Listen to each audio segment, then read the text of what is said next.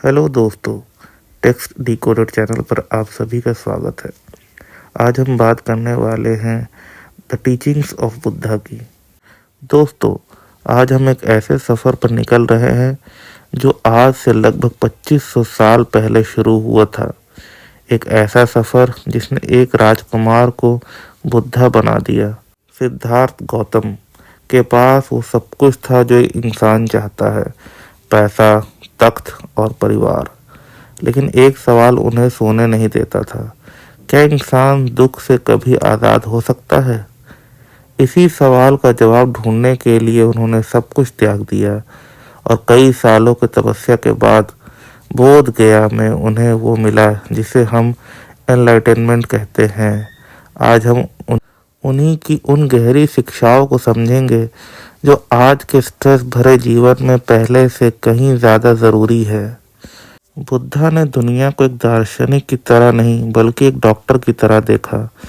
उन्होंने 4 आर्य सत्य यानी 4 नोबल ट्रुथ्स दिए जो दुख की बीमारी का इलाज है। पहला सच जीवन में दुख है, चिंता, अधूरापन और बेचैनी हम सब महसूस करते हैं। दूसरा समुदाय। दूसरा सच, दुख का कारण हमारी तन्हा यानी तृष्णा है। हम उन चीज़ों को पकड़ कर रखना चाहते हैं जो वक्त के साथ खत्म होने वाली हैं। तीसरा निरोध।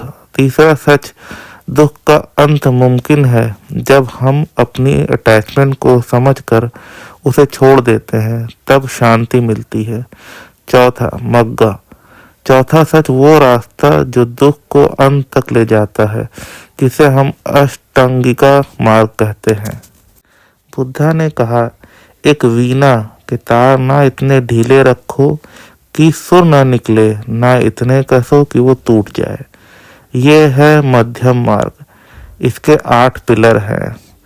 सम्यक दृष्टि, चीज़ों को उनकी असलियत में देखना।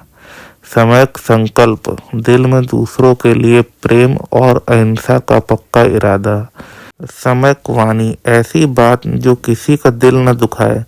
याद रखिए, शब्द घाव भी देते हैं और मरहम भी। सम्यक कर्म, अच्छे काम, चोरी और हिंसा से दूर रहना।